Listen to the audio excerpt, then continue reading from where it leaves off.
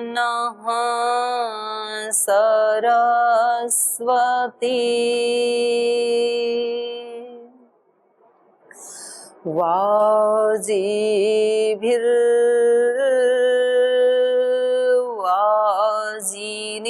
वाजिनीवती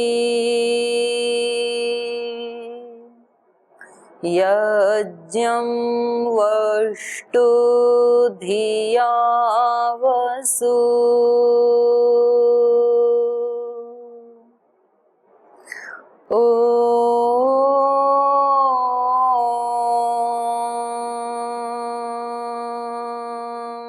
अग्न आयाहि वीतये गृणानो हव्यदातये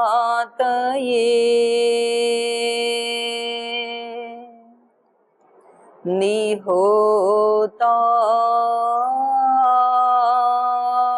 सत्सि बर्हिषि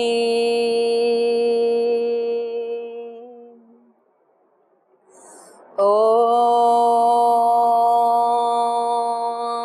शांति शांति शांति।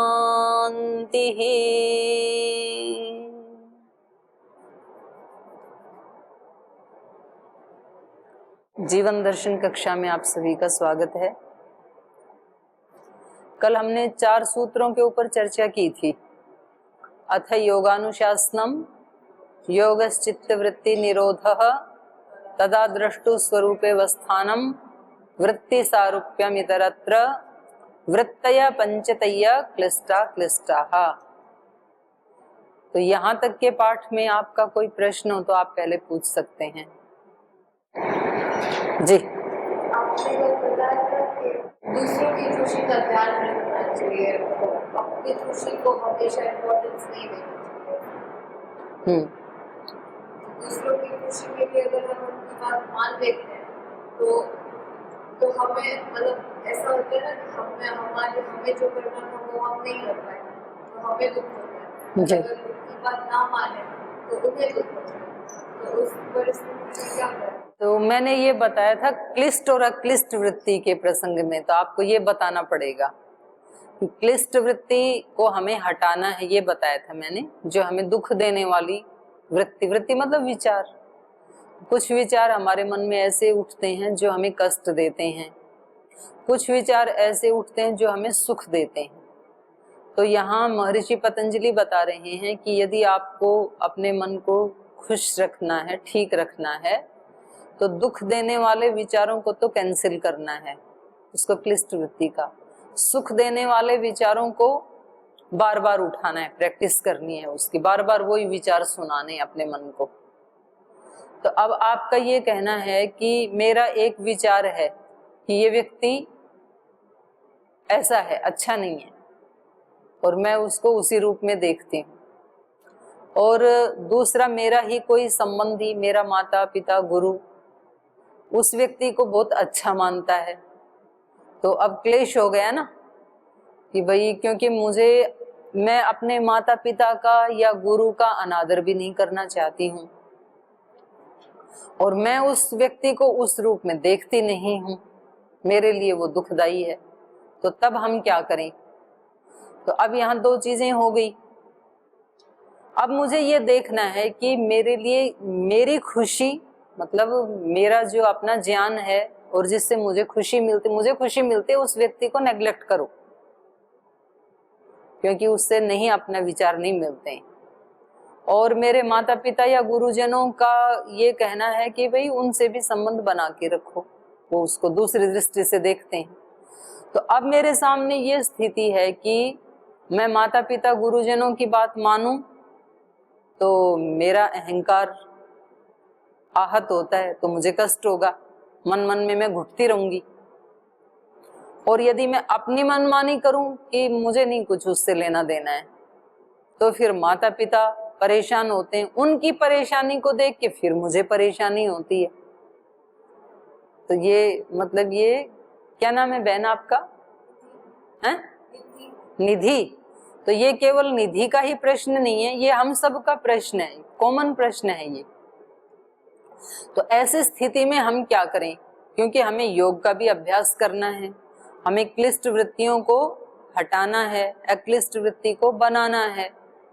तो अब मैं दोनों में से कौन सा करूं? तो अब मुझे ये देखना पड़ेगा कि मुझे दोनों में भी ज्यादा बलवान कौन सी लगती है स्थिति। दोनों में जो बलवान होगी उसको ऊपर रखना पड़ेगा। अगर मेरे लिए ये इम्पोर्टेंट है कि माता पिता या गुरुजन नाराज भी हों मेरे से थोड़े तो भी चलेगा, लेकिन मैं अपने आप को हर्ट नहीं कर सकती हूँ, तो मुझे उस व्यक्ति को नेग्लेक्ट करना पड़ेगा फिर। या मुझे ये लगता है कि मैं अपने आप को तो थोड़ा समझा सकती हूँ, थोड़ा मैं दूसरे तरीके से देख सकती हूँ, लेकिन यदि मेरे माता पिता और गुरुजन मेरे से नाराज हो गए तो इनकी नाराजगी से जो उत्पन्न होने वाला दुख है वो मेरे से नहीं सहा जाएगा, तो फिर हमें उसकी बात माननी पड़ेगी। हम वही करते हैं। फिर उसमें भी हमें ये देखना पड़ेगा कि वास्तव में धर्म को सामने रख करके, अध्यात्म को सामने रख करके, आगे के परिणाम को सामने रख करके उन दोनों में कौन सा ठीक है। उस व्यक्ति को नेग्लेक्ट करना, इससे ज्यादा अच्छे परिणाम आने वाले हैं, या उस व्यक्ति को सहन करना, उससे ज्यादा अच्छे परिणाम आने वाले हैं ऑल ओवर। तो इतना सारा सोचना पड़ेगा हमें। कई बार ये होता है कि वास्तव में ही यदि वो व्यक्ति दुष्ट है और हम अपने माँ बाप की और गुरुजनों की खुशी के लिए यदि उसके गलत आदत स्वभाव को भी सहन करते जाते हैं, तो ये इससे नुकसान ही होने वाला है, क्योंकि उस व्यक्ति की वो गलत आदतें बढ़ती चली जाएंगी तो फिर वो और ज्यादा गलत करेगा। तो इससे उसका भी नुकसान होने वाला है और हमारे जैसे किसी के भी संपर्क में वो आएगा उनका भी नुकसान ही होने वाला है। तो तब हमें हिम्मत ये करनी चाहिए कि हम अपने सत्य के साथ खड़े रहेंगे। तो जो आज माता पिता गुरुजन हमें ठीक नहीं भी मान रहे हैं, उनको कल मानना पड़ेगा, क्योंकि यही सत्य है। और यदि हमें ये लगता है कि मेरे विचार के साथ उसका विचार नहीं मिलता है, लेकिन वो व्यक्ति भी अपनी जगह ठीक है, तो फिर हमें उससे एक उपेक्षा भाव, इसी में आएगा योग दर्शन में ही, मैत्री करुणा मुदिता उपेक्षा। हम भले ही मैत्री ना करें उससे, उसके प्रति मुदित ना हो, करुणा ना हो, उपेक्षा का भाव तो रख ही सकते हैं। उपेक्षा का मतलब होता है कि ना वैर ना प्यार, न्यूट्रल स्थिति। तो फिर हम अपने वैसा बना करके रखें। तो ये हमें खुद ही अपने अंदर उसको बहुत तरह से, हमारे यहाँ दर्शनों में मैंने बताया ना एक न्याय दर्शन है, तो न्याय दर्शन में सत्य क्या है, तथ्य क्या है, उसके ऊपर पहुंचना होता है। भाई ऐसी सिचुएशन में मेरे लिए करने योग्य क्या है, क्या करूं मैं, और छोड़ने योग्य क्या है, क्या हटाऊं। तो वहां फिर पंचावयव से परीक्षा की जाती है। प्रतिज्ञा, हेतु, उदाहरण, उपनय, निगमन, उससे उसकी परीक्षा की जाती है पंचावयव से। और पंचावयव से जो सत्य सिद्ध होता है फिर उसके ऊपर आरूढ़ हुआ जाता है। तो अगर हम न्याय दर्शन नहीं पढ़े, हमें पंचावयव आता नहीं है, तो हम कैसे जाने कि क्या ठीक है। तो हमारे पास जितना दिमाग है या जिसके ऊपर हम अत्यंत विश्वास करते हैं उनके साथ फिर हमें चर्चा कर लेनी चाहिए।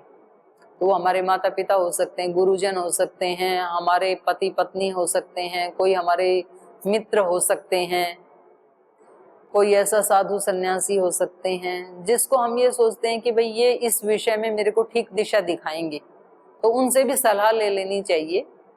और कुछ अपने अनुभव भी फिर उसमें ऐड हो जाते हैं कि मैंने उस समय ऐसे किया तो इससे मेरे को सुख मिला, ऐसे किया तब मुझे दुख मिला। और क्योंकि अब मेरे को एक एक इंच चाहे कितना भी कठिन क्यों ना हो ये काम करना यही है मेरे को। तो फिर जब व्यक्ति ऐसे अड़िग होता है ना सत्य पे, तो फिर भगवान भी उसकी सहायता करते हैं। कोई भी आपको ना मिले रास्ता दिखाने वाला, माता पिता, गुरुजन, कोई भाई बहन, पति पत्नी, मित्र, साधु सन्यासी, कोई भी नहीं मिले, भगवान तो है ना, तो शांति से बैठ जाओ आंख बंद करके। तो बोले भगवान जी आप ही मेरे सर्वस्व हैं, अब इस विषय में आप ही मुझे राह दिखाएं। तो ये जितना हम श्रद्धा पूर्वक ऐसे पूछते हैं तो हमारे मन में कोई ना कोई प्रेरणा भगवान देते हैं।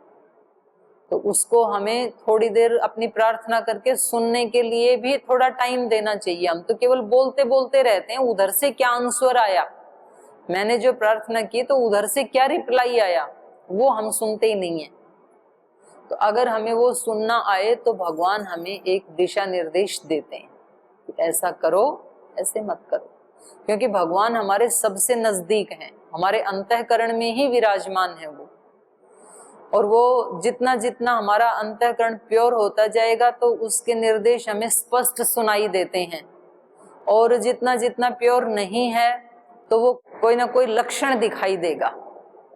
तो आपने ऐसे देखा होगा ना सीरियल आदि में, वो तो समझाने के लिए है कि किसी कोई व्यक्ति बहुत परेशान है और वो भगवान जी के पास जाता है कि आप ही बताओ मैं क्या करूं, तो ऊपर से कोई फूल गिर गया तो बोले हाँ अब साइन मिल गया, मेरे को संकेत मिल गया कि अब मैं ये काम करूं, इसमें सक्सेस हो जाऊंगा। तो वो केवल सीरियल की बात नहीं है, हम एकांत में बैठ करके भगवान से पूछें कि भगवान जी आप ही बताएं इसमें मैं क्या करूं।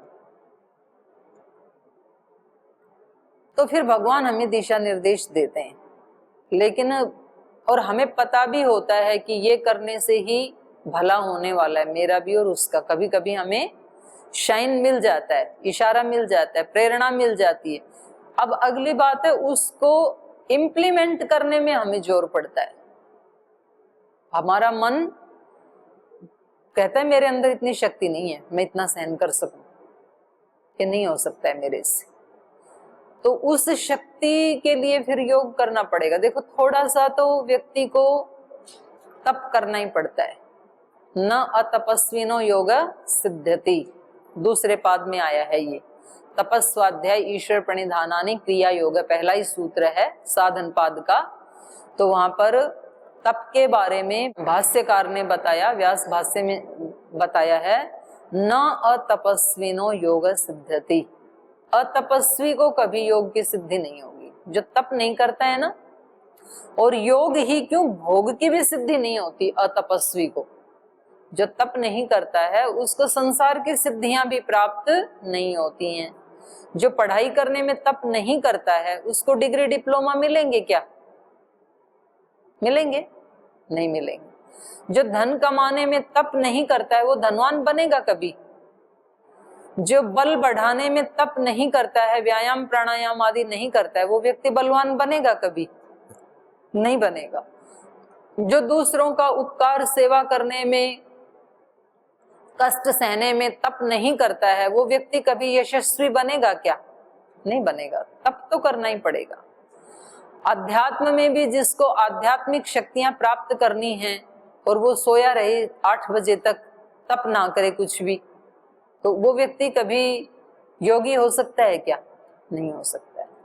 ना तपस्विनो योग सिद्ध्यति, यदि मुझे योग की सिद्धि करनी है तो मुझे तप करना पड़ेगा। और तप का मतलब क्या है? तपो द्वंद्व सहनम, द्वंद्वों को सहन करना। और द्वंद्व क्या है? द्वंद्व यही है सुख दुख, दो का जोड़ा है ना, उसको द्वंद्व का।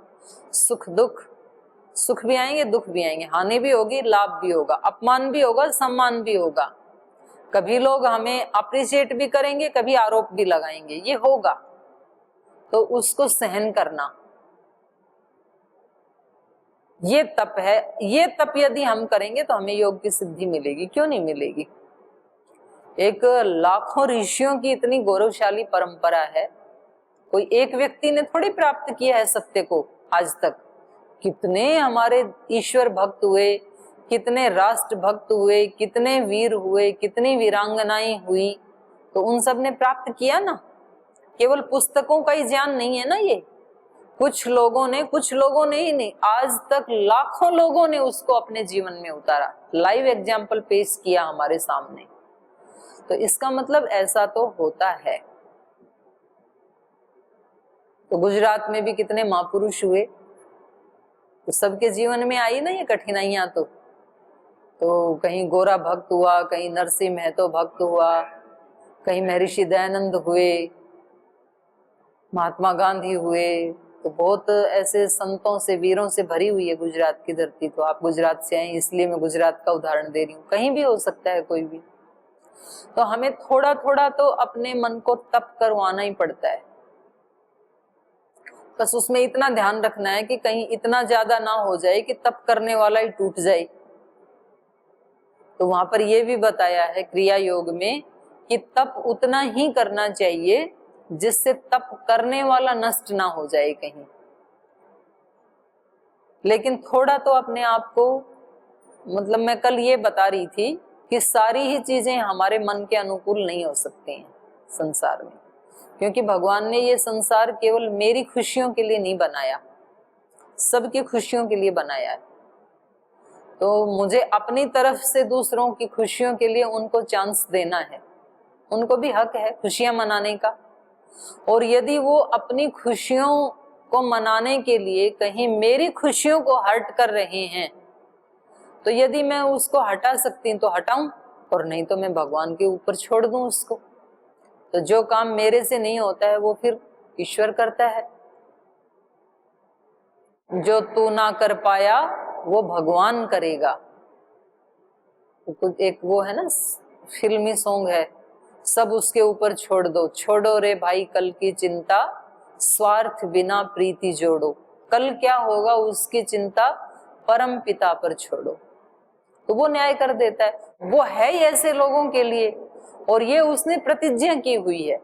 गीता में उसने बताया, न मैं भक्त प्रणश्यति, मैं कभी अपने भक्त का नाश नहीं होने देता हूं।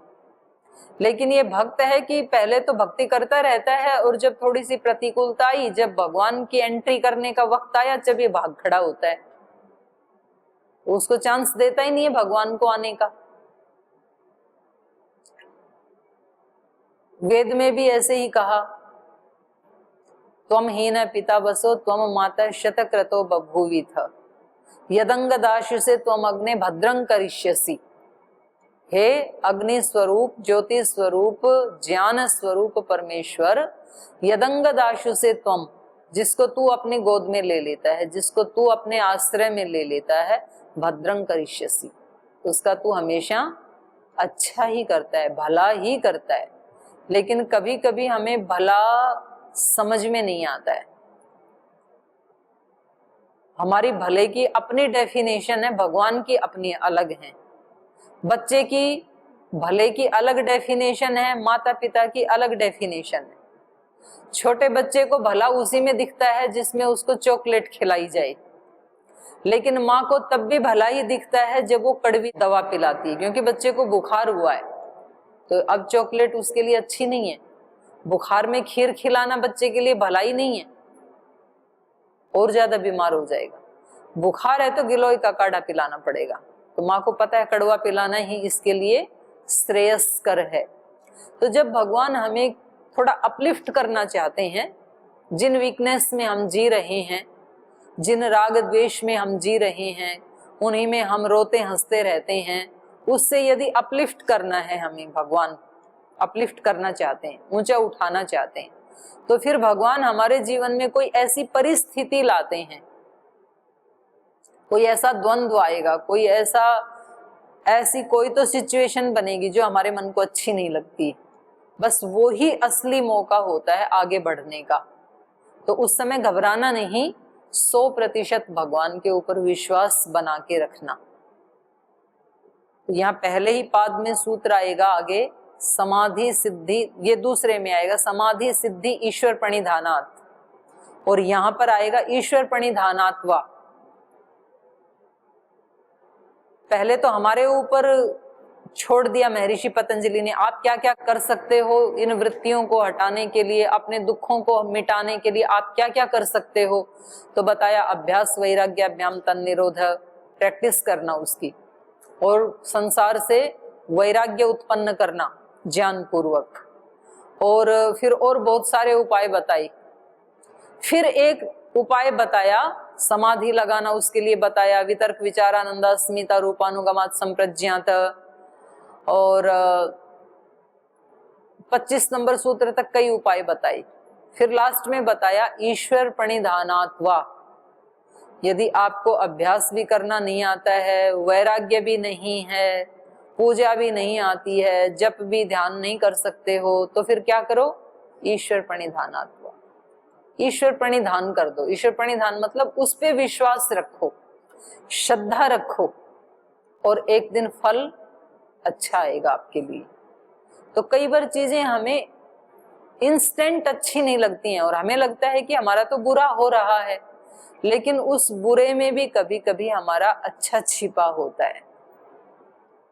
जब बच्चा कड़वी दवा पीता है तो उसको क्या लगता है कि ये माँ है कि यमराज है, इतनी कड़वी दवा पिला दे रही है, लेकिन बाद में पता लगता है उसी से ही बुखार टूटा, नहीं तो उसमें टाइफाइड भी बन सकता था अगर नहीं टूटता तो ऐसे हम अनेक अनेक उपाय हमारे शास्त्रों ने हमारे लिए बताए हैं। जब भी हमारे जीवन में कोई समस्या आ जाए कि मैं ये करूं या ये करूं, तो उसमें हमें शास्त्र बताते हैं, फिर अपने गुरुजन बताते हैं, कोई भी समझ में नहीं आ रहा है तो भगवान बताते हैं। तो आपकी कहीं एक जगह अटूट श्रद्धा होनी चाहिए।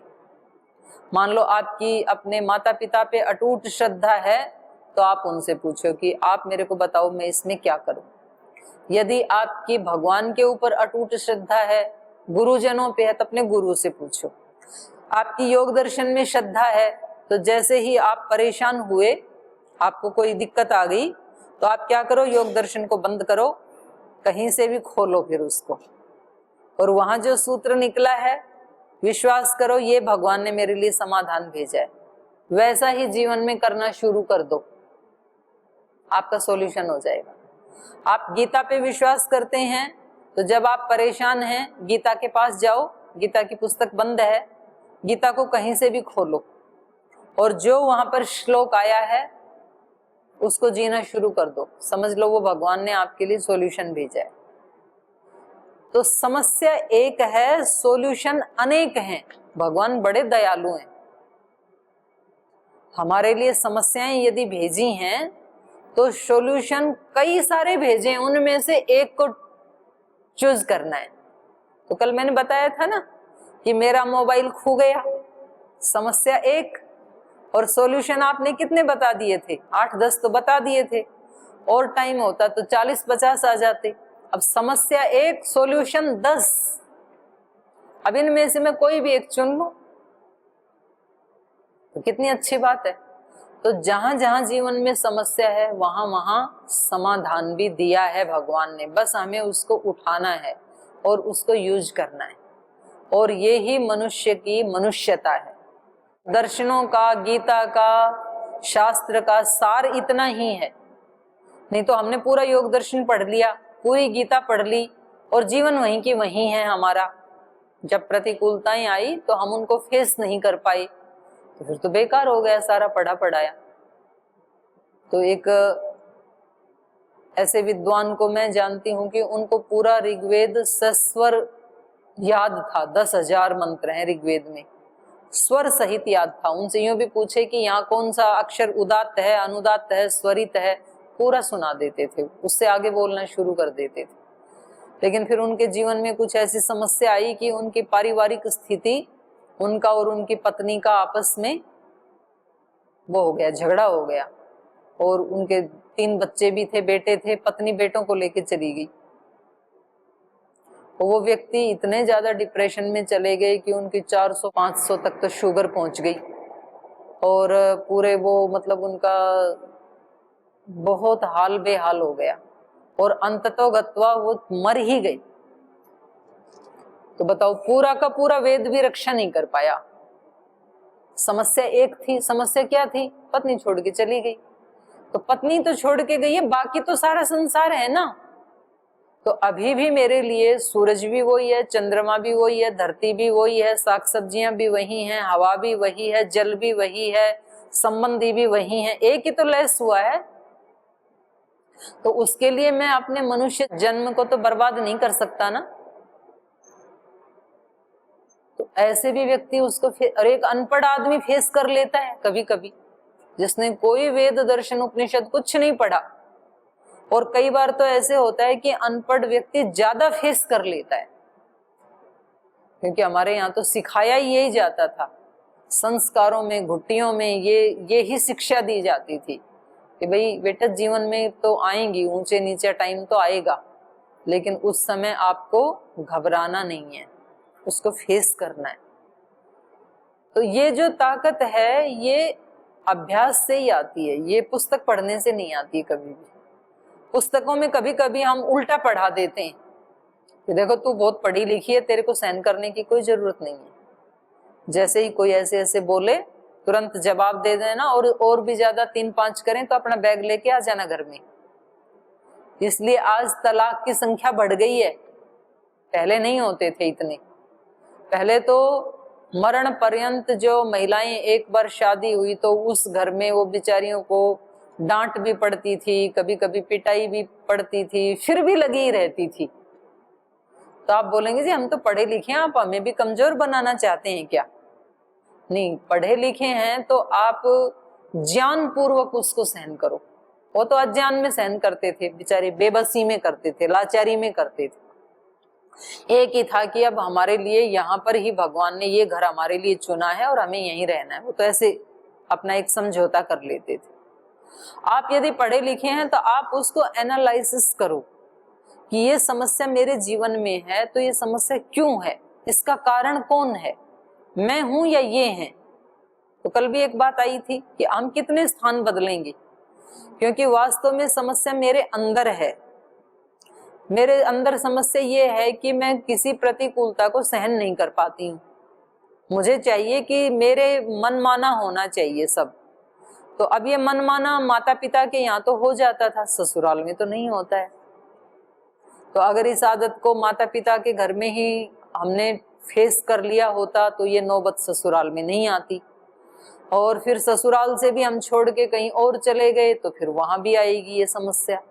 तो मुझे क्या करना है, पहले इस समस्या को ही मुझे विश्लेषण करना है, क्योंकि ये समस्या क्यों है, ये समस्या मेरी कामना है। ये मेरी कामना ये है कि बाकी के सब सदस्य वैसा ही किया करें जैसा मुझे अच्छा लगता है। तो मुझे ये सोचना चाहिए, मैं पढ़ी लिखी हूं तो, कि जैसे मैं अपने अनुसार सबको देखना चाहती हूँ वैसे दूसरे भी तो मुझे अपने अनुसार देखना चाहते होंगे। दूसरा व्यक्ति भी तो ये अपेक्षा कर सकता है ना कि ये वैसे ही करे जैसे मैं चाहता हूं। और हमें लगता है कि भाई हम ऐसे कैसे कर सकते हैं, तो फिर दूसरा भी हमारे लिए ऐसे कैसे कर सकता है जैसा हम चाहते हैं। तो हम ऐसी समस्याओं को बहुत उनको विश्लेषण करके उसके तह तक जाके कि इसका मूल कारण क्या है, अगर हम उसको हटाना सीखें तो ये योग है। और इससे फिर हम सदा सदा के लिए परमानेंट इलाज हो जाता है। योग में समस्याओं का समाधान परमानेंट होता है, और बाकी जो ऊपर से गोली खाते हैं उनमें इलाज टेम्परेरी होता है। तो ये बात शरीर के रोगों के लिए भी है और ये बात मन के रोगों के लिए भी है।